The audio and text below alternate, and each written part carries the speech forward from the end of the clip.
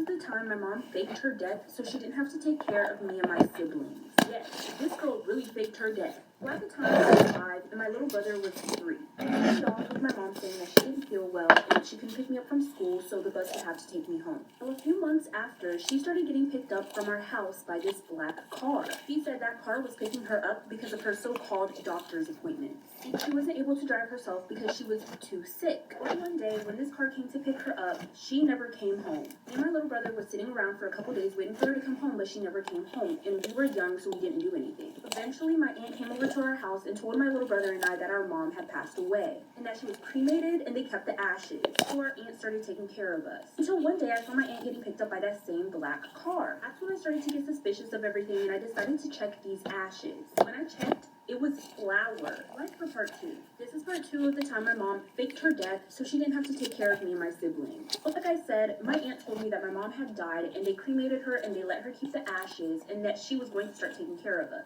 Me not knowing how long the cremating process actually took at the time since I was so young, I believed her. Until one day I saw my aunt getting picked up by the same black car that my mom used to get picked up by before she died. That's when I decided to check these supposed ashes and it was actually flour. So one day when my aunt got picked up by this black car, I decided to follow her. I didn't have a car, I was 5 years old, so I had to follow them by walking and hiding behind bushes. I was able to follow them up the street, and once they turned the corner, and there I saw my mom standing on the side of the street. That's when I see the car stop and I see my aunt get out and approach my mother. She tells my mom to give her money for covering for her and taking care of me and my little brother. Mom says she faked her death because my dad wasn't in our lives and she didn't want to take care of us anymore. I'm older now and I cut her off completely and I have full custody of my little brother. Story time about how my brother caught me hooking up with his girlfriend. My brother started dating this girl last year and they were hanging out every day. Also around that time last year, I started to figure out my sexuality. Well, since my brother and her would hang out every single day at my house, I would see her all the time. And I started to get little feelings. Something came over me, baby. I was like, God is a woman. I just kind of came to the conclusion that I liked girls. Since she was dating my brother and they were home all the time, me and her kind of started talking too. We exchanged Snapchats, just a friendly exchange. Keep in mind that at the time she didn't know my sexuality. Nobody did. So that night, after we exchanged Snapchats, I was Snapchatting somebody else, and I was sending them some explicit pictures. Since I recently just added my brother's girlfriend on Snapchat, her name was at the top, so I accidentally clicked on her name and sent her the explicit picture. I didn't even realize that I did that until I received a snap from her out of nowhere, and she had sent an explicit picture back, like for part 2. This is part 2 of how my brother caught me hooking up with his girlfriend. So like I said, I accidentally sent my brother's girlfriend an explicit picture on Snapchat. Not knowing that I even sent it, I received an explicit picture back from her. I said, baby, I'll really bite your titties. Stop playing. After sending me the picture, I responded with hard eyes, and then she texted me and said that she would be coming over tomorrow to hang out with my brother. I basically said, okay, I'll see you around, and then she came over the next day. So the next day came, and she was at my house, but I wasn't talking to her. She was with my brother. And then she walks into my room. I was like, hey, where's Rob? We'll just call the brother. She said she sent him to the store to get some snacks. I asked if she wanted to come chill on my bed. She agreed. Right off the bat, we started, me getting it bonking, having a good time. That's when the door swings open and there my brother is standing at my door. Like for part 3.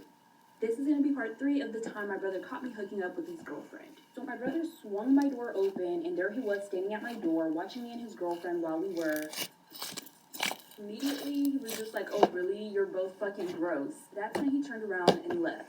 Later on, we had to have like a family talk about this, and I had to come out about my sexuality to my parents, and it was really embarrassing. My parents were super accepting of me coming out, but my brother wasn't as accepting, and I'm thinking it's mostly because of the fact that he had to find out the way that he did. Because it wasn't my sexuality itself that bothered him, it was how he found out. Later on, he told me that he walked into my room because he heard us laughing in there, and he wanted to ask her what exactly she wanted from the store. He was gonna ask her if she just wanted to come with, but that's what he walked in on. So my brother went ahead and broke up with his girlfriend. That's when me and her started dating, and we've been dating for about 2 years now.